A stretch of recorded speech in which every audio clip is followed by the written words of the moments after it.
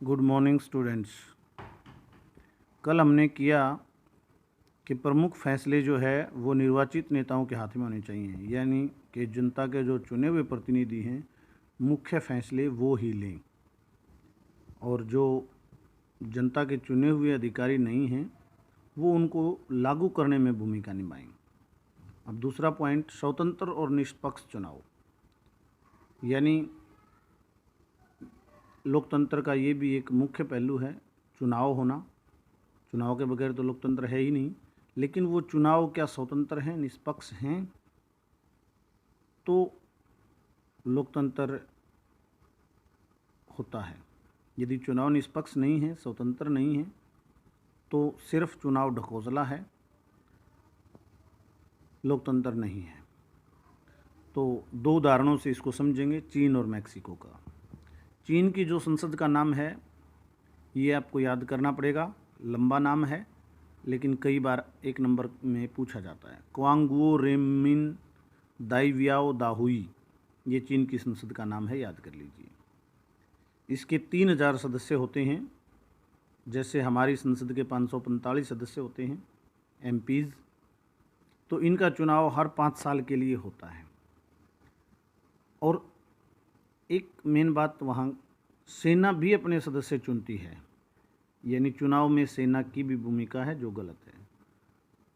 और एक ही पार्टी है, सिंगल पार्टी सिस्टम है। अगले लेसन में हम पढ़ेंगे पार्टी सिस्टम क्या होता है। सिंगल पार्टी सिस्टम है चाइना में, 2 पार्टी सिस्टम भी होता है, और हमारे देश में मल्टी पार्टी सिस्टम है। यानी लोकतंत्र में जो भी पार्टी बनाना चाहे उसको पार्टी बनाने का अधिकार होता है, चुनाव लड़ने का अधिकार होता है। लेकिन वहाँ पर सिर्फ एक ही कम्युनिस्ट पार्टी है, और जो भी चुनाव लड़ना चाहता है उसको उस कम्युनिस्ट पार्टी से ही इजाज़त लेनी पड़ती है। यानी 1948 से चीन में सिर्फ एक ही पार्टी का शासन है। दूसरा उदाहरण मैक्सिको का। 1930 में मैक्सिको आज़ाद हुआ था, और तब से अब तक जितने भी चुनाव हुए हैं वहाँ पर भी वहाँ पार्टियाँ हैं। वहाँ ऐसा नहीं है कि पार्टियाँ नहीं हैं, वहाँ पार्टियाँ हैं, लेकिन सिर्फ एक ही पार्टी पीआरआई को ही अभी तक जीत मिली है। क्यों? क्योंकि वो चुनाव में गड़बड़ करते हैं, गड़बड़ी से जीतते हैं। क्या क्या हथकंडे अपनाते हैं?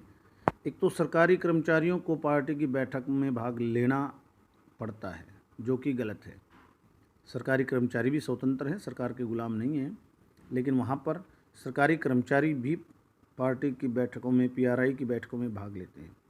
और चुनाव के समय तो जो सरकारी स्कूलों में टीचर्स हैं वो पेरेंट्स को पीआरआई को वोट देने की अपील करते हैं, यानी उनकी भी भूमिका हो जाती है। मीडिया एक मजबूत स्तंभ होता है लोकतंत्र का। लोकतंत्र के हम यदि 3 स्तंभ माने, विधानपालिका, न्यायपालिका, कार्यपालिका, तो मीडिया को चौथा स्तंभ माना गया है। वो सरकार के कार्यों की जानकारी लोगों को देता है और लोगों की समस्याओं को जनता तक पहुंचाता है। लेकिन वहाँ पर मीडिया क्या करता है, ना तो विपक्ष की आवाज़ उठाता बल्कि उसको दबा देता है, ना लोगों की आवाज़ उठाता, सिर्फ सरकार का पक्ष रखता है और सरकार की ही नीतियों की जानकारी देता है। तो मीडिया भी निष्पक्ष नहीं है। और एक सबसे बड़ी बात है, जहाँ पर पीआरआई पार्टी को ये लगता है कि यहाँ पर जो है विपक्ष की वोट ज़्यादा हैं, उस मतदान केंद्र को अंतिम क्षणों में बदल दिया जाता है। सिर्फ पीआरआई के ही वर्कर्स को, वोटर्स को पता होता है कि मतदान केंद्र कहाँ चला गया।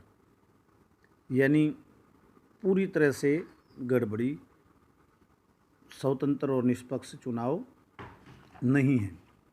तो ये चीन का हमने उदाहरण देखा, मैक्सिको का उदाहरण देखा कि निष्पक्ष चुनाव और स्वतंत्र चुनाव बहुत आवश्यक हैं।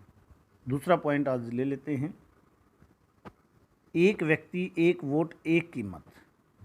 जो लोकतंत्र की डेफिनेशन में हमने शुरू में कहा था, सार्वभौमिक वयस्क मताधिकार, ये उसी को डिफाइन करता है, सार्वभौमिक वयस्क मताधिकार को। एक व्यक्ति एक वोट, यानी एक और एक कीमत। सभी लोगों को बिना किसी भेदभाव के, ना जाति का भेदभाव हो, ना धर्म का, ना लिंग का, किसी प्रकार का भेदभाव ना हो, और सबको वोट डालने का अधिकार हो। ये तो एक व्यक्ति एक वोट हो गया। उसके बाद एक कीमत, यानी सबके वोट की बराबर कीमत हो।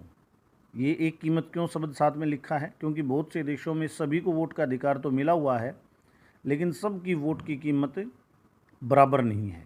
उदाहरण देखते हैं। एस्टोनिया में कुछ रूसी अल्पसंख्यक समाज के लोग भी रहते हैं। उनको वोट बनवाने में बहुत दिक्कतों का सामना करना पड़ता है, उनके वोट आसानी से नहीं बनते। फिजी एक देश है जहाँ पर भारतीय मूल के नागरिक हैं, 50% से ज़्यादा भारतीय मूल के नागरिक हैं। जैसे श्रीलंका में, वेस्ट इंडीज़ में अंग्रेज़ों के टाइम में मज़दूर अंग्रेज़ लेके गए थे, इसी प्रकार फिजी में भी मज़दूर लेके गए थे भारत से अंग्रेज़, और अब उनके वंशज वहाँ पर हैं। तो उनके वोट की कीमत से वहाँ फिजी के मूल निवासियों की वोट की कीमत ज़्यादा है। उनके वोट की कीमत डबल है, भारतीयों की सिंगल है। तो एक व्यक्ति एक वोट एक कीमत, ये जो है तीसरा मुख्य पॉइंट बनता है लोकतंत्र का। तो अभी तक हमने 3 पॉइंट किए। प्रमुख फैसले निर्वाचित नेताओं के हाथ में हों, स्वतंत्र और निष्पक्ष चुनाव हों, और एक व्यक्ति एक वोट हो और एक कीमत हो। कल नेक्स्ट पॉइंट लेते हैं। धन्यवाद।